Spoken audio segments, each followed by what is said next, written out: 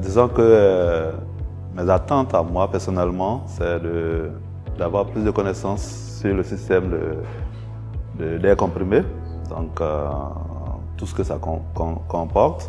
L'énergie, ça nous tient beaucoup parce qu'on va aller chercher le maximum de subventions, fait que ça soit au niveau du bâtiment ou bien au niveau des équipements que nous allons installer. Si on peut aller chercher des subventions, ce serait bien pour la compagnie. Il y a des choses qui sont super importantes pour moi en tant que gestionnaire de projet. C'est sûr que j'ai fait beaucoup de maintenance et souvent il y a des pratiques simples que nous avons en entreprise. On ne connaît pas l'impact réellement, mais en termes de coûts, ça vaut beaucoup pour l'entreprise. Au niveau des pertes d'air. Il y a quelque chose que je ne m'attendais pas, c'est pour tout ce qui est économie d'énergie. On a eu beaucoup d'agrandissements dans le bâtiment.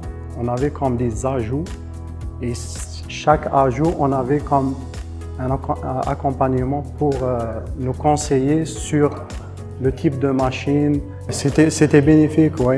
Je venais dans l'intention d'avoir plus d'outils sur la maintenance des compresseurs au sein de notre compagnie. J'ai eu quand même beaucoup de réponses à mes questionnements. Ils ont eu à nous présenter beaucoup d'outils qui peuvent être assez importants dans la réalisation de nos maintenances préventives, qui vont nous permettre aussi de réduire nos coûts d'exploitation. C'est une bonne formation. Souvent, on a les outils en entreprise qu'on utilise, mais on ne connaît pas trop l'impact que ça sur l'environnement, par exemple, sur l'énergie qu'on consomme. Chez nous, par exemple, si on a besoin d'air pour un équipement, écoute, c'est plus simple pour nous d'augmenter la pression pour avoir plus d'air. Alors qu'en faisant ça, on perd plus en voulant gagner.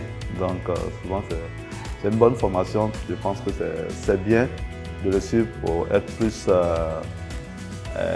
à cheval sur ce qui est bien pour l'entreprise. Comme anecdote, cette semaine, on a surpris un équipement qui a été attaché à une pédale d'air qui a été attachée parce que l'opérateur veut avoir l'air en continu, alors que je sais qu'en ayant l'air en continu, ça coûte beaucoup plus cher. Comme vous venez tout juste d'entendre, il y a plusieurs raisons pourquoi on devrait venir à la formation de compresseur ADEC.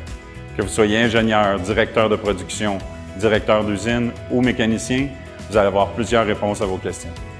Que ce soit pour les notions de base, en apprendre plus comment régler nos fuites en usine pour réduire les shutdowns, les arrêts de production très coûteuses, et aussi en apprendre plus sur les programmes d'efficacité énergétique, les subventions d'Hydro-Québec. Vous pouvez venir nous voir, ça va nous faire plaisir.